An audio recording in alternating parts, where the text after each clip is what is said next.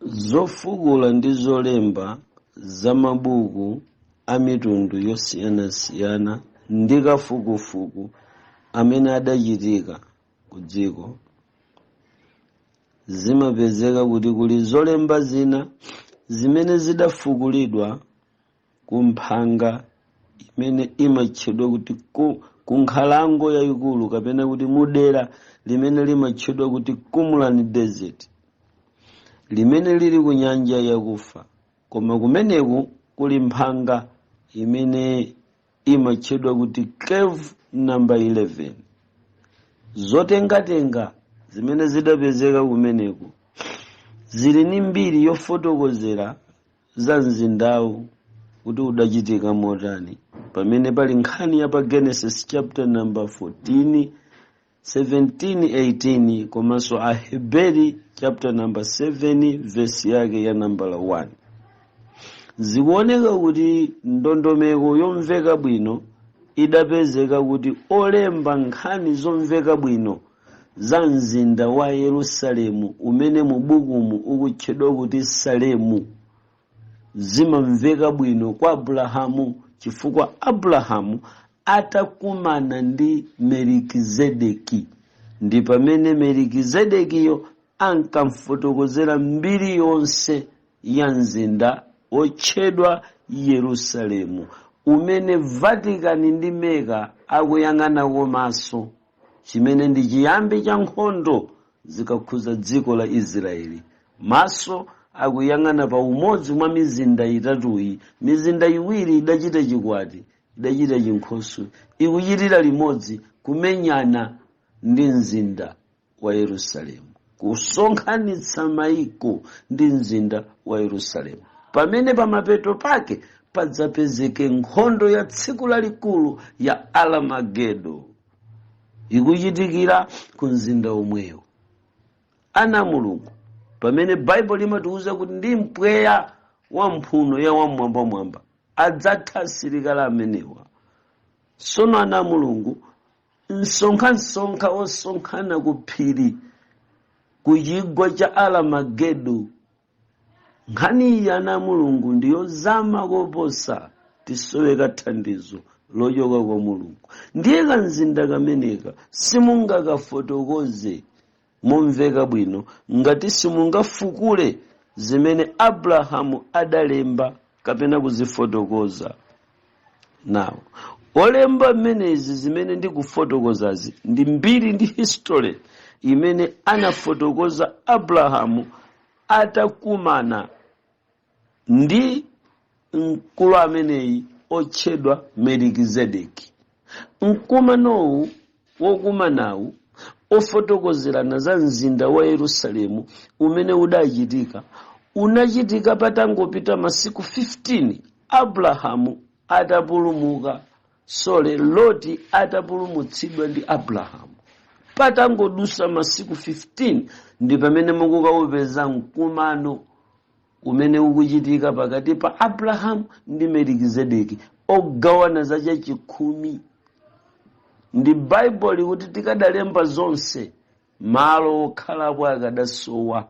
Ndi olemba Bible anangolemba za mkumanowu ngati mofulasha, koma sitikufunika tifulashe lero, koma tikumbe kuti tikazindikire kuti nchifukwa chani kamzinda kameneka kamazondedwa kotchedwa Yerusalemu.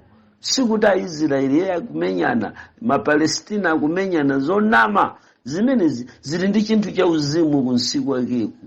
Ndiye simungachifotokoze cha uzimuchi mpaka mutayamba mwamva mbiri yeniyeni ya mzindawo. Mkumano wapakati pa Abrahamu ndi Melikizedeki unachitika patangotha masiku 15. Nkhani ikuchitika pamenepo mukapeza kuti akumutchula Melikizedeki Abrahamu, pamene kumusiko akunena kuti Melikizedeki ija ndi mfumu ya Salemu. Koma wolemba buku la Aheberi ndi amene akutizunguza mutu, pakuti Melikizedeki uyu mfumu ya Salemu, wansembe wa Mulungu wamkulukulu amene anakumana ndi Abrahamu pobwerera iye atawapha mafumu aja namdalitsa verse number 1 ya buku la Hebeli pali mkumano pakuti Melikizedeki uyu mfumu ya Salemu wansembe wa wamkulukulu amene anakumana ndi Abrahamu. Zakumana mfumu ya Salemu anali Melikizedeki ndiye wakumana ndi Abrahamu. Ndiye kuti inu kuti mumvesese simukufunika mungotchula Melikizedeki ndi Abrahamu ayi, chifukwa pali mzinda umene ukutchulidwa pamenepa ukupanga zinthu zitatu zofunika kuti tizifotokozere in a calculated statement: Salemu, Abrahamu ndi Melikizedeki.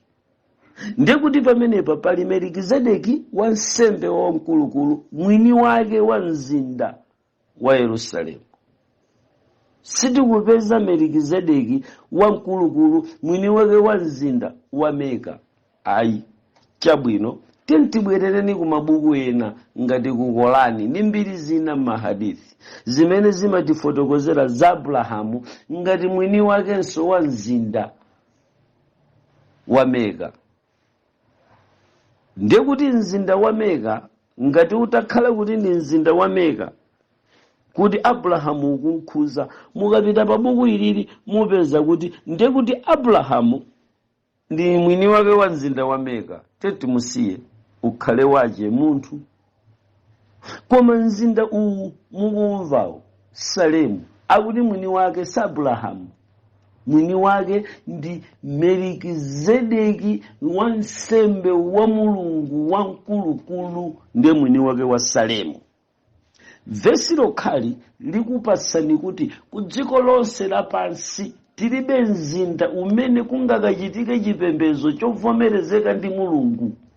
Ku dziko lonse lapansi tilibe mizinda imene ili yotchuka ku Baibulo, imene ili ndi background la zinthu za Mulungu kuposa Yerusalemu, chifukwa ndiko khako ndi mzinda ukhawo mmene mukutchulidwa kuti mfumu ya Mulungu wamkulukulu, wansembe wa Mulungu wamkulukulu anali mu mzinda, sanali kumeka. Sono mawu awa ndi amene tikalowa mkalasi tili ku chipembedzo cha Satana ankatifukulira.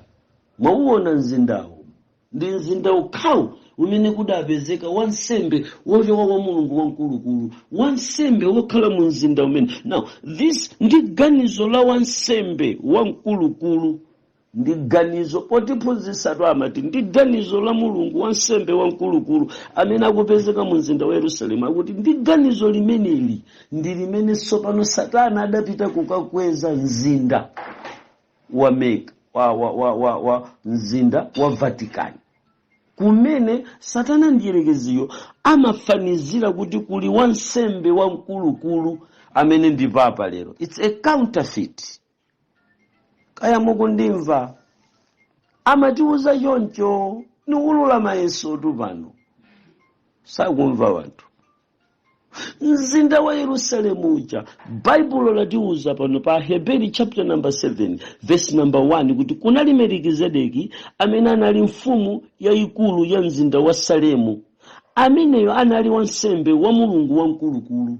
Ndi pamene akatolika amakakhazika Vatican mu 70 AD nkukalanda zochitika za ku Yerusalemu, ndicho linga chakuti nawonso ku mzinda kwawoko kukhale wansembe wamkulukulu ndi anatiyimikira papa. Mchirombo chija kayiuzeni nkhandweyo nilipo mpano sabise pano ndiakuchita chimozimozi.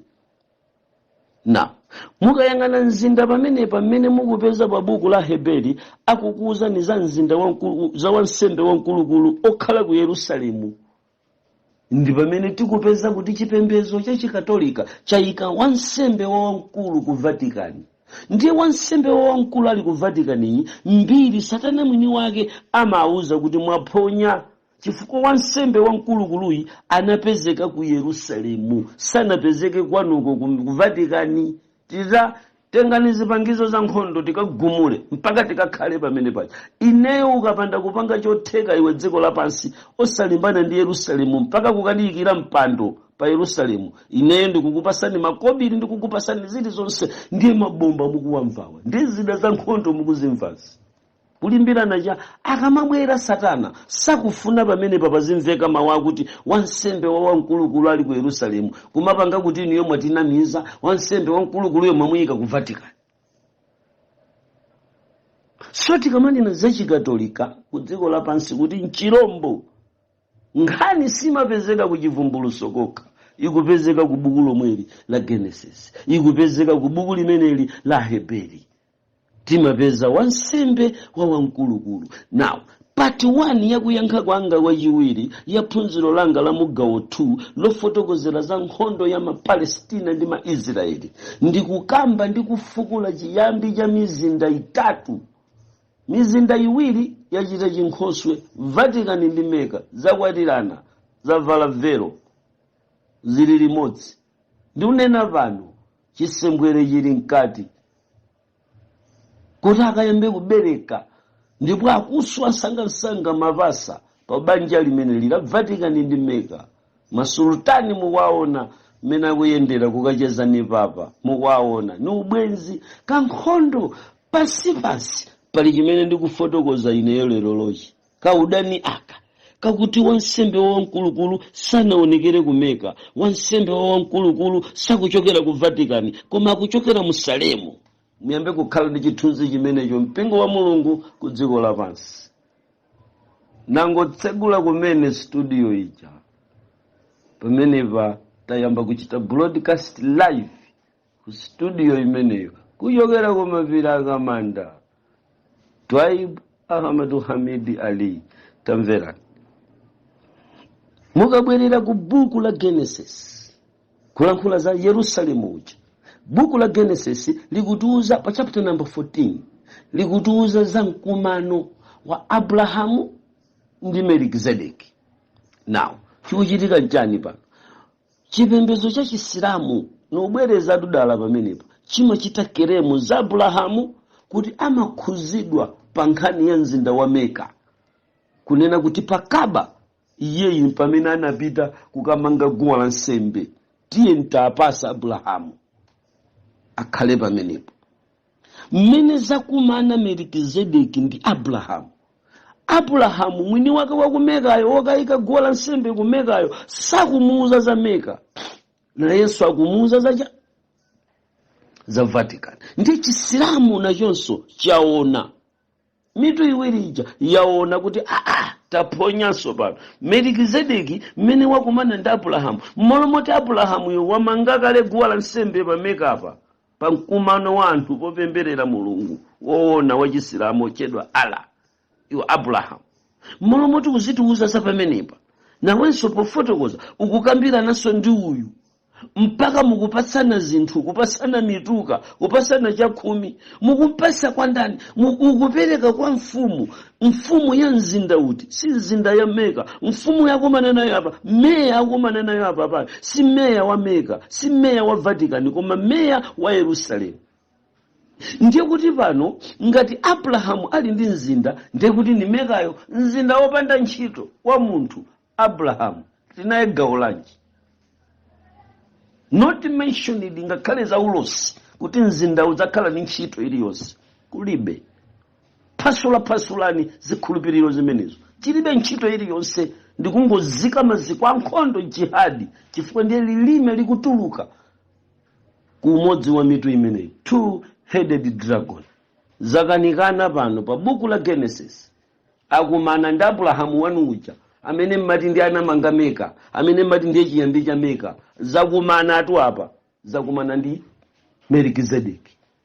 Melkizedeki akumana nayo panopa si mfumu ya Mecca, akumana nayo panopa si mfumu ya Vatican, ndi mfumu ya Yerusalemu. Ndikhulupirira mukundimva na Mulungu. Tangotsegula kumene studio testing khani yosausa. Ndikhulupirira sopano muyamba kuona kutayika kwa mizinda ija yaponyedwa kunja. Ndi chithunzi ndikukupasanichi ndi mmene mizinda iwiri amayionera Satana, amayiona kuti inambwita. Amayiona kuti inambwita mizinda imene, amayiona kuti inambwita ili pambali. Kodi zikumveka zimene? Kumbwita kumeneku kumene anakuona kukuchitika pamene papaku ndi kumene Satana mwini wake ndiyerekezi tsopano akumvanako kupweteka, kumva kuwawa kwambiri kuti Abrahamu ndiye mwini wake wa Meka, kapena amakhuzidwa nawo pambiri ya Meka. Asilamu amachita keremu kuti ndi pamene anamanga guwa la nsembe. Musayiwale kuti Ishmaeli ndi mwana wa Abrahamu, koma Abrahamu ndi mwana acheyu amene akulunjika kumeka ndi mkazi ache Hagara amene kwawo nkumeka.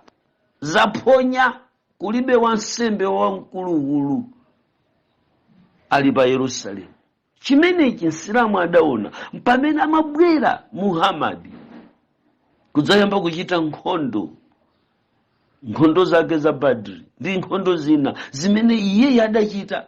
Anapanga launch kulunjika ku Yerusalemu kukachita nkhondo, ndi pamene amakagumula kachisi wa Solomoni ndi kumangako chikachisi Dome of Locks. Anali Muhammad atazindikira ndi Satana njirekezi kuti eko malupanga yawo tinaphonya mkumano uwu muone wa pa Genesis chapter number 14 ndi pamene padaluzira Meka. Genesis chapter number 14, Aheberi chapter number 7 ndi pamene panagwera Vatican. Zatha zilibenso gawo lililonse la kwa Mulungu. Satana kudziwa loud and clear, ndipo ine ndikufotokoza in a calculated statement zinaphonya Meka ndi Vatican, zidaphonyera pa chapter chimenechi. Zilibe gawo, sizikutchulidwa. Pomwepa ndi pamene pali maziko mpaka na Yohana akupita pa chisumbu cha Patimo hakuona mzinda. Sakuona Meka waphonyeka, sakuona Vatican zaphonyeka, hakuona ya Yerusalemu. Chifukwa chili ndi uzimu chinthuchi. Izi zinazi bagwirizana ni nokha muzionana, muzikumana nkumagambirana, muziona zochitika. Koma ndizothera pansipo mpano zilibe background yakumwamba, zilibe. Koma Yerusalemu ndiye simungachule za Yerusalemu amene popanda kuchula za Melikizedeki mfumu ya Salemu. Salemu ndiye Yerusalemu. Nanga pamawa akuti Salemu pa achimwene mwaonapo Meka ya jamani chonde. Pamenepa anzanga achikatolika mwaonapo Vatican hapa. Pa Genesis chapter number 14, pa Aheberi chapter number 7, pamenepa mukuonapo akuchulapo za Vatican kapena Meka, akuchula za Salemu. Kodi wansembe wa wamkulukuluyi amene Bible likutukuza kuti chimene chinachitika chidzachitikaso, atakhala kuti akubweranso wansembe wa wamkulukuluyi, adzafikira ku Meka, adzafikira ku Vatican? Ngati Bible limanena kuti chimene chidachitika chidzachitikaso, kutanthauza kuti chimene chidzachitika ichonso kawiri chochitika chonso ngati chidzachitike, kuti mfumu yopanda chiyambi yopanda chimaliziro kunena za Melikizedeki kuyimira wansembe Aheberi akuti ameneyo ndiye Yesu, akamadzabwera adzaponda pa Meka? Ayi. Adzaponda pa Vatican? Ayi. Now kumbwita umeneku, umbwita udachitika apa pakumbwita. Kumbwita adambwita Meka, kumbwita adambwita Vatican, ndi kumene tsopano mkwiyo watenga sitima za nkhondo kukazika pa Mediterranean Sea. Sakumva watu. Ni mmene watenga zida za nkhondo kukazika pa Pacific Sea. Sakumva watu. Kuloza kuti the Zionist. Zionist ndani? Tate wao ndani ku Zionist? Melikizedeki. Ndiye mwini wake wakanzinda kameneka. Sakumva watu. Zokumbidwa ku cave number 11 kapena zimene zidapezeka mu Qumran Desert zimafotokoza kuti kale mu dziko lonse la Israeli mudali munthu ameneyi dzina lake linkatchedwa kuti Adoniya. Sakumva watu. Munali Adoniya. Ndiye Adoniyero okhala mu Israeli adadzalandira ganizo ganizo limeneli linali loti amange mzinda.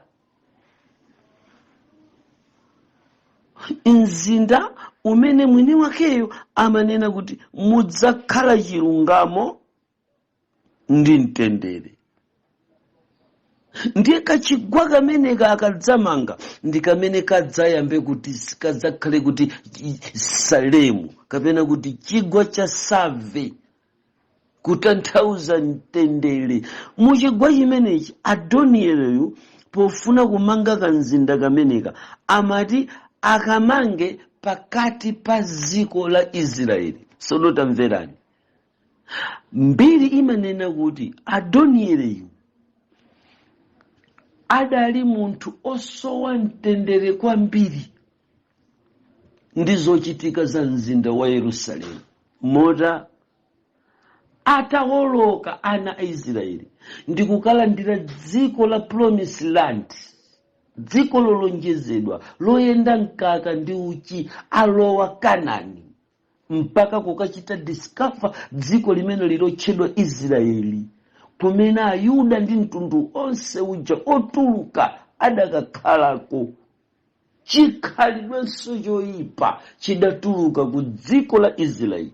Ndi chifukwa chake poyamba paja nati muyambe kusiyanisa zochitika za pa Israeli ndi Yerusalemu. Litayipa dziko la Israeli, milungu ya chikunja ija, chikhalidwe cha chabe ija chimene mukuchipezabe mpaka lero chili ku Israeli, secular life, moyo wongotolatola wopanga chilichonse basi kuti bora tili ndi dzina lakuti tangovala ngati ana Mulungu. Chauzimu panalibe, koma nangovala umwana wa Mulungu wathupi osati wa uzimu. Choncho thupi linali kulamulira ma Israeli onse. Ndiye munthu uyu otchedwa Adonielo amene mbiri yace simuyipeza, amene anamva kuwawa ndi chikhalidwe chimenechi, ndi amene anayamba kugala ndi ganizo loyamba lomanga mzinda wa Yerusalemu pa mfundo zakuti ndimange mzinda umene udzakhala mzinda wa mtendere ndi chilungamo. Zimveke zimenezi. Bible limatifotokozera za kalonga wa mtendere, kunena Yesu Kristo. Ganizo lomwelo lili mwa Adonielo lofuna kumanga mzinda otchedwa Salemu, mmene muzapezeke zinthu ziwirizi. Mundimvesese, mtendere ndi chilungamo. Ayamba kutipasa chithunzithunzi pomanga mzindawu cha mzinda watsopano umene ukutsika, umene buku la chivumbuluso limatiuza kuti ndimene mudzakhale chilungamo ndi mtendere. Uyu anabwera kudzamanga mudzi woyamba ku dziko lapansi, mmene cholinga chake chinali chakuti okhala mu mzinda umenewu akhale achilungamo komanso asunge mtendere. Ganizo la Adonielo linali limene.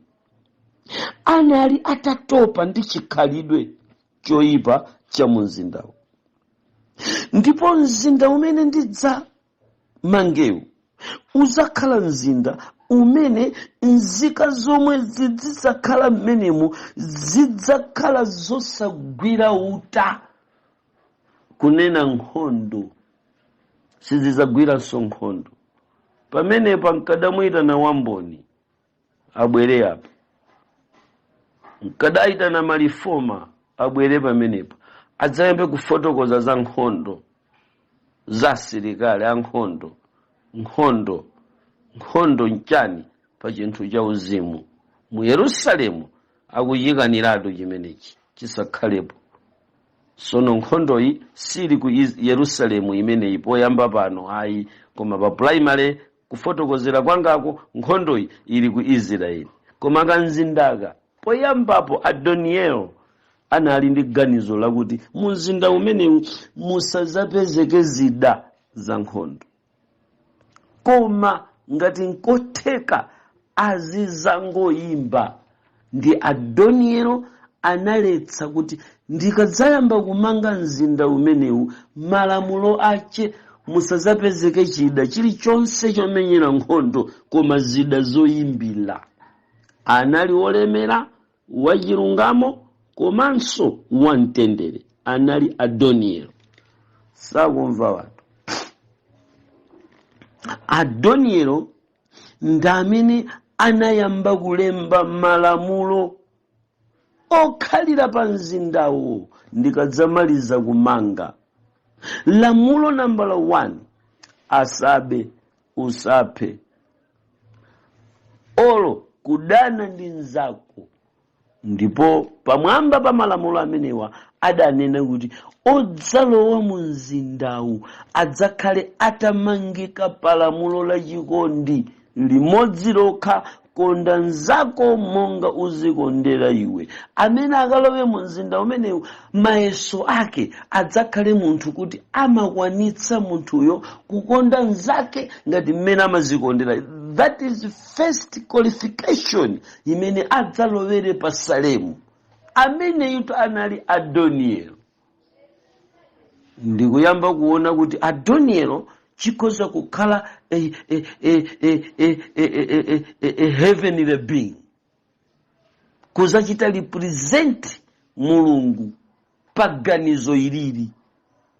Now, Adonielo ameneyo ndamene anabereka mwana mwachinsinsi otchedwa Melikizedeki.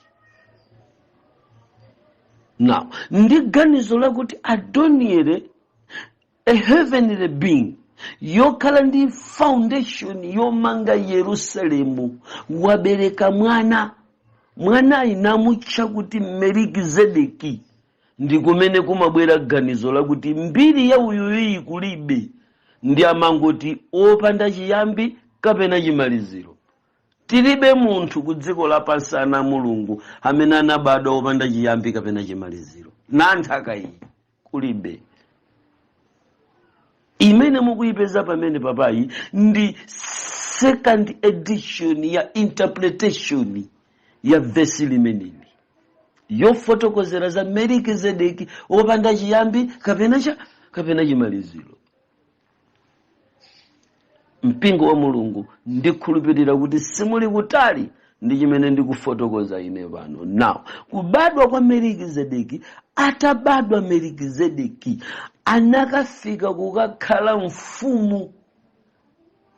Ndamene mbiri tsopano inayamba kuoneka, mzinda uja utamangidwa, nayika lamulo la mu mzindawo.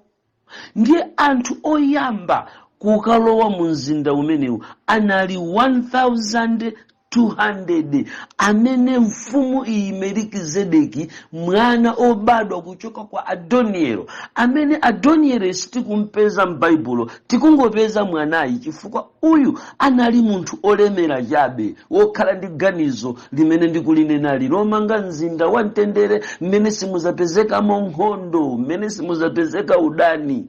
Ndikuyika qualification kuti anthu azichoka ku Israeli kukalowa mu Yerusalemu, koma okalowawa 1 akhale kuti akwanitsa kuvomereza kuzikonda iwowo monga mmene angakondere nzawo. Akakhale anthu osapha, chifukwa sindikulola kuti mupite na ngwembe mu Yerusalemu mmenemu. Mukukumbukira mwino ulosi wochoka ku Yesaya hakuti pa mzindapa anawakhazikitsa pansi na ngwembe ndi mipeni sizapezekako. Mzanga wa mboni uli kuti undithandizire nkhani yosausa.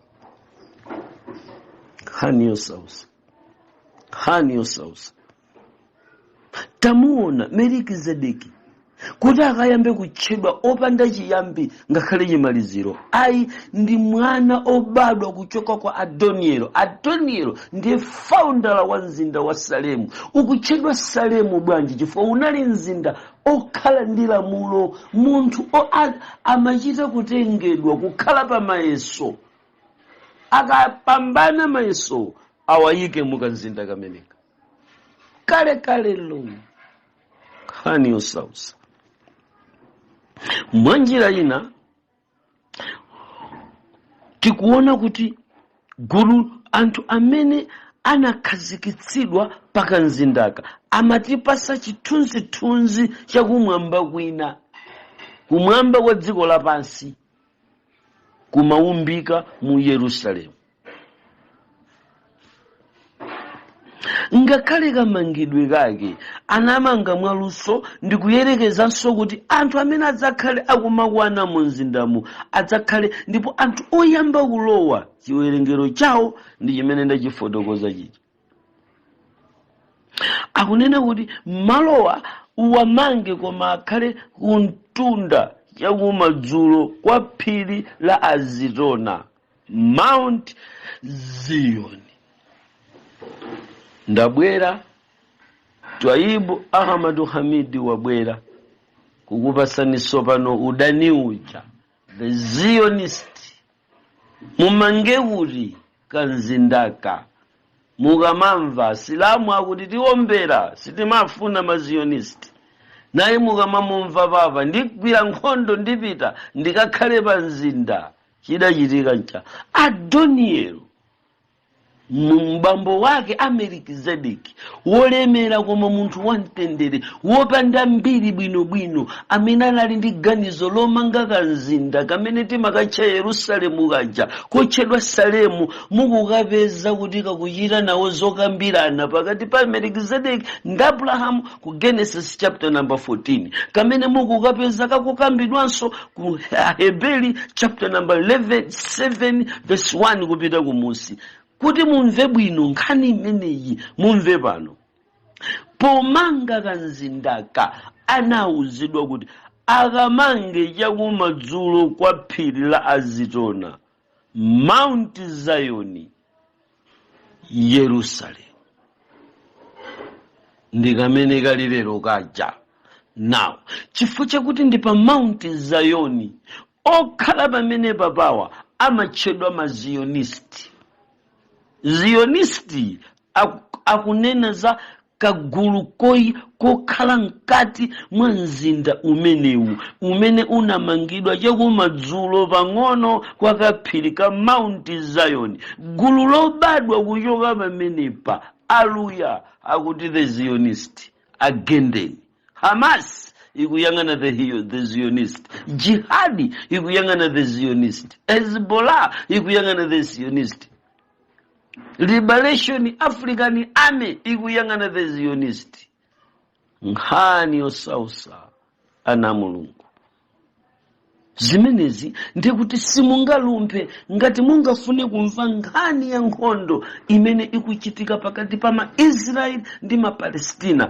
History yake muyambire kumene ndi uyambira imeku, kapena inunso zonena zangazi muonjezere pa zimene anzanga yena akunena. Ichi muchitengenso the Zionist. Musangoona ma Hezbollah ma Palestina kuphedwa lero anakapalamula ma Zionist, anakagenda mdziko limeneli. Now mundimve pano, dziko lonse la Israeli linali loyipa, silimachita qualify kukhala mzinda wa Mulungu. Ndi pamene padabwera ganizo la Yerusalemu kuti tipezebe kamzinda koyera kamene anthu okhala mmene mwakhala achilungamo ndi amtendere. Ganizo la kufuna kupanga malo specific atundu wa Mulungu akuyambira kwa Mulungu mwini wake atatumiza munthu amene tikukayika kuti Adonielo akhoza kukhala heavenly being. Yooneka ndi thupi ili pakuti Mulungu ali ndi zochita zambiri ku dziko lapansi, ali ndi njira zambiri zimene amapanga pofuna kuyala maziko a chinthu chimene chili chobisika koma chidzaoneka kusogolo. Ndikungoyeserera zipangizo zija nyamata mwagula zija 1 2 1 2 testing mpingo wa Mulungu zimveke pano. Amene ndi the Zionist. Ndikumene kuli ganizo limenelo. Now maganizo ake ena a munthu ameneyi anali woti pokambirana ndi anthu anayamba kuwapasa ganizo lamene angakhalire ni maziko okwanira mu mzinda umeneyo.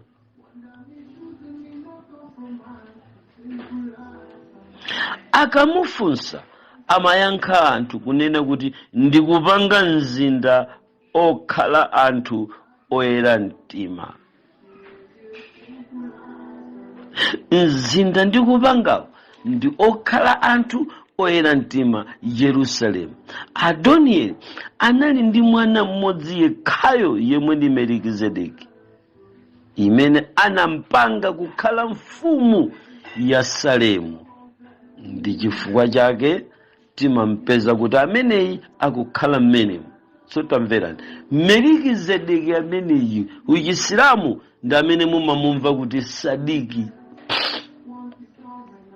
Ngati mupite ku Arabic mukampeza kuti Sadiki. Now, koma uchisilamuku Sadiki sakumfotokozera mu mbiri imene ndikuyifotokozera lero, chifukwa Melikizedeki anafunika apezeke ndi full detail yakafotokozedwe mukumantchula kuti Sadiki.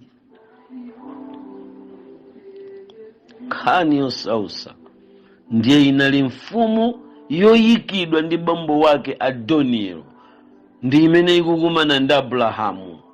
Akunena za Salemu, not Mecca. Salemu, not Vatican. Ndiye udani wa Satana wachinjoka cha thupi limodzi chotayidwachi, chimene Mulungu sakuchigwirisa ntchito. Mizinda yake sakuyituma, sakuyipasa wansembe wa wamkulukulu ochoka kumwamba. Mulibe mizinda iwiri. Mzinda umene uli ndi wansembe wamkulukulu wolochokera kumwamba ndi Salemu. Ndiye kupya mtima atambwita makosanawa ndi pamene pakutuluka Islamic Front, majihadisti atuluke mmenemo. Ndi mmene taonera lilime lililawilawi mkamwa mwa njokayi achina Osama bin Laden. Nkhani yosausa. Mundilole mpingo wa Mulungu, mundilole mpingo wa Mulungu ndipitirize chigawo chimenechi mmene ndikupita kukamaliza ola kufotokozera za mzinda umenewu. Awuliya mbiri, mwisunge mbiri ndikukuwuzani panoyi. Pulani ya Adonielo ya mzindawo inali yoti Melikizedeki akadzakhala mfumu, anthu omwe adzapambane mayeso amene Adonieli anawayika a anthu ofuna kudzalowa mu Yerusalemu. Mbiri ikunena kuti anthu opita kukalowa mu Yerusalemu adawayika pa mayeso. Nimafuna chimenechi chitambasuke koma ndi mzimu wamphamvu wa Mulungu. Mumbiri ndikukufotokozerani ana Mulungu, tamverani. Pulani ya Adonielo, iwe Melikizedeki mwana wanga, ukamadzakhala mfumu mmenemu, anthu amene udzawalole kukhala nawo mu ufumu uwu mukamzinda akaka adzalowe m'mayeso. Ndi adayika 6 years of testing. Sindikudziwa ngati atumiki a ulosi mukuyimva mbiri kapena mukuyiona nanunso. 6 years of testing. Hani yosausa tikukwakwazika dziko lapansi kufunafuna tayiwala kuti tikudusa mu nyengo yofanana. 6 years of testing. Ndani adapambane mu 6 years of testing kuti ndikafike nawo pokalowa ku mzinda umene ukubwerawo? Anzanga adakwakwazika mu 6 years of testing ya anthu amene akalowe mu Salemu, amene mfumu yake ni Melikizedeki. Panali zaka 6 years of testing. Ndimene ndikuyiona lero 6 years of testing, kuti chaka cha nambala 7 imene chikuyandikira ndi pamene mpingo udzalowe mu Yerusalemu wa uchivumbuluso, chapter numbers 21, 22. Ndipo ndinaona mzinda ukutsika kuchokera kumwamba. Ndani amene adzalowe mu Yerusalemu ameneyo? Pakuti chimozimozi mbiri ndikukupasani lero ana Mulungu tili mu 6 years of testing. Mmene ankamutenga mwana wake Adonielo kumtenga Melikizedeki kuti akakhale mfumu ya pa Yerusalemu. Munimvesa na inu. Adamuuza kuti pokakhala mmenemu ukamakalowa anthu okalowa mmenemu iweyo udzayamba kulamulira chaka cha nambala 7 Melikizedeki ndi pamene kuti uzakhale mfumu. Chani chichitike? Payenera kukhala kaye 6 years of testing. Adonielo akuti ndikuyenera kuchoka ine kukusiyira ufumu Melikizedeki, koma ndakusiyira zaka ziti? Zaka izi zokwana 6 years of testing. Iweyo udzalamulira ufumu mu Yerusalemu chaka cha namba 7. Kodi simukuliona tsiku la nambala 7, sabata losiriza limene likubwera? Tikuyenera kuyenda kaye mu masabata 6 years of testing. Limene likupombonezeka zochitika pa 6 years of testing. Zasiya zipembezo zina kunja, zasiya atumiki wena kunja. 6 years of testing. Taona machali chakugwa pa 6 years of testing. Chifukwa ndikunena kuti zaka 6 zakuyesedwa zikupita kumapeto ana Mulungu. Umene unsondu ulosi wobisika. Padayenera kukhala zaka 6 Melikizedeki asadakhale mfumu yolamulira Yerusalemu yense. Tikuyembekezera mfumu imene idzalamulira Yerusalemu watsopano, amene ndi mfumu yopanda chiyambi kapena chimaliziro. Mofanana ndi mbiri ndi kufotokoza ya Adonielo ponena za mzinda otchedwa Yerusalemu. Inu ndi ine lero tili mu 6 years of testing. Tikudikira chaka cha nambala 7. Tiye na nyama na inu bwerera mkoni kuchimo, chifukwa zaka 6 za mayeso zikupita kumapeto. Mene tikuyamba kulowa New World Order, Satana akuonesera zizindikiro zake. Banja sindikudabwa ine tili mu 6 years of testing. Tangoyamba kumene pali mavuto pa dziko lapansi. 6 years of testing. Ndalama yangu gwa chisawawa. 6 years of testing. Maulamuliro alibeso mphamvu. 6 years of testing. Mapresident akungotukanidwa, atsogolera kunyozedwa, khani yosausa. 6 years of testing. Mafumu ataya ulemerero wa ufumu wao. 6 years of testing. Maprofeta asiya kuprofeta zoona. 6 years of testing. Kwatumphuka zinthu zokhala ngati chipembedzo. Tili mkati mwa 6 years of testing. Chikubwera chaka cha nambala 7. Amene ati apambane mayeso awa ndi amene ati alowe Yerusalemu amene akubwerayo. Zidali yonjoto ana Mulungu. Mofanana ndi mmene adachitira Adonielo. Ankamuuza kuti iwe Melikizedeki udzakhala mfumu zikatha zaka 6 zakuyesa. Mukazamaliza 6 years of testing, chaka cha nambala 7 ndi chimeneyo udzakhaleja mfumu. Chaka cha 7 tsiku la nambala 14 atangochoka kumene kunkhondo Abraham ndi pamene akukumana awuli mfumu yopanda chiyambi kapena chimaliziro. Melikizedeki mfumu yakuchigwa cha Save ku Salemu ikutulukira kukumana ndi Abrahamu.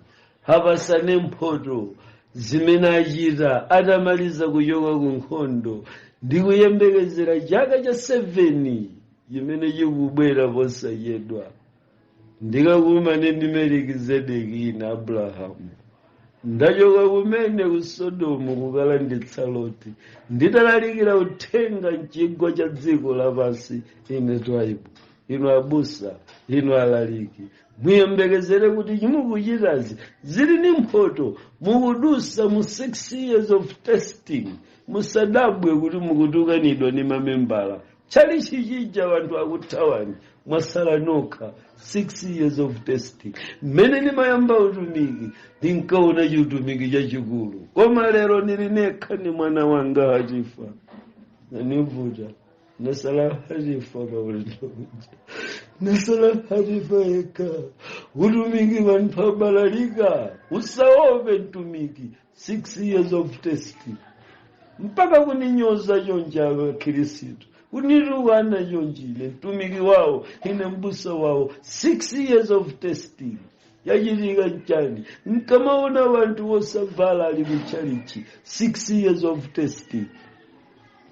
Tilimbike chifukwa Yerusalemu watsopano akuyenera kutsika. Uyuyo Melikizedeki kuti akhale mfumu ya Yerusalemu anadusa zaka 6 za mayeso. Atate wake atachoka, kachokedwe ka atate wakeka ndikamene kubweretsa mawu akuti akuoneka ngati adalibe chiyambi kapena chimaliziro. Olemera wakalekale atamanga mzinda, koma ameneyi sizikayikisa konse akhoza kukhala heavenly being yopereka chithunzi cha Yerusalemu tikunenayi. Chinali chiyambi cha mzinda wapamwamba, koma panali zaka 6 za mayeso zimene anthu adzayenera kuyesedwa akamadzalowa mu mzinda umenewu. Ndiye 6 years of testing zitatha, chaka cha 7 Melikizedeki akukhala mfumu. Tsiku patangota 14 days akukumana ndi Abrahamu akuchokera kolandisa Loti.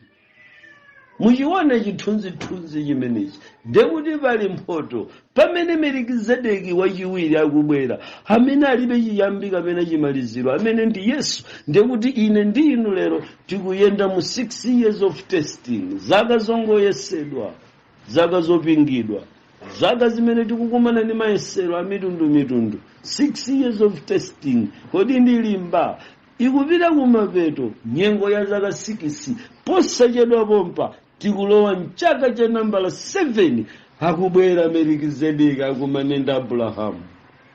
Sinifuna uzatsala ina Abrahamu, posachedwa akubwera Melikizedeki akumane ndi Abrahamu chifukwa zaka 6 zapita kumapeto. Chaka cha nambala 5 tinadutsa kalekale, tili mu chaka cha nambala 6 chakumapeto, chimene posachedwa tikangomaliza 6 years imeneyi tikamapanga immigrate kulowa mu chaka cha nambala 7 mpingo wa Mulungu. Melikizedeki akufunika akumane ndi Abrahamu, apatsane mphotho zimene akolola mu chiyeso cha zaka 6. Ndikalandire mphotho ya 6 years of trial, 6 years of testing. Ndikudabwa mukuyenda penda dziwani mpingo wa Mulungu ngati pali kuwukirana mipingo osweka pakati, ifangelo 10, ifangelo 5. Usadabwe Advent ukuyenda mu 6 years of testing. Akuwukira wana kukutukwana ukuyenda mu 6 years of testing. Posachedwa pompa ngalawa ikoyeza pagombe chifukwa yayesedwa pamafunde akulu a nyanja ino. Pamafunda akulu a nyanjayi, pamafunda akulu a nyanjayi pamene pali kugavwira mipingo kubadwa ina kufa. 6 years of testing. Hani yosausa zaka zomakhala ni mapresident olonjeza usachita. 6 years of testing. Tikumaliza posachedwa dongosolo limeneli hakumenyana china Biden osaiwala nkhondo zikuchitikazi ndikameneka kankhondo kake mukukapeza kamafumu akukhadala lomberi achina Elami na nzawo ayeneradi kumenyana. Tasala pang'ono kumaliza 6 years of testing.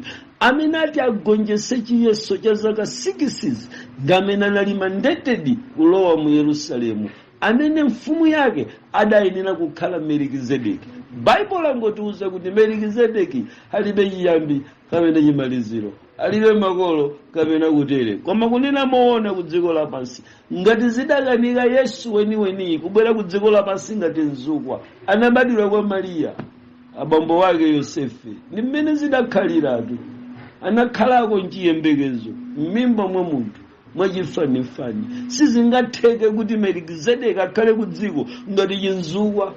Ali nchiyambi Melikizedeki, ndiye chiyambi chake nchakuti ameneyi ndi mwana wa Adonieli, mene analili Yesu mwana wa Yosefe mwana wa Mariya. Melikizedeki anali mwana wa Adonieli, amene adapatsidwa ufumu kuchoka kwa abambo wake olemerawa kuti akakhale olamulira wa mzinda wa Yerusalemu.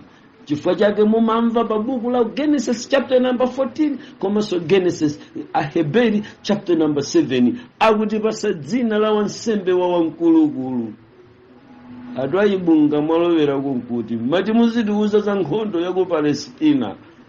nda Israeli ndi zimene ni ufotokoza azikazi ndatayika ngati niudziwa kuti chichewa chimavuta kumva koma nikhaliza kuti pamenepa ntalekeza pamenepa nkukocheza yapa gawo loyambali likhala kuti lamveka bwinobwino koma kamene ndikuyangosola nkhani imeneyi ndikuwuzeni chinthu china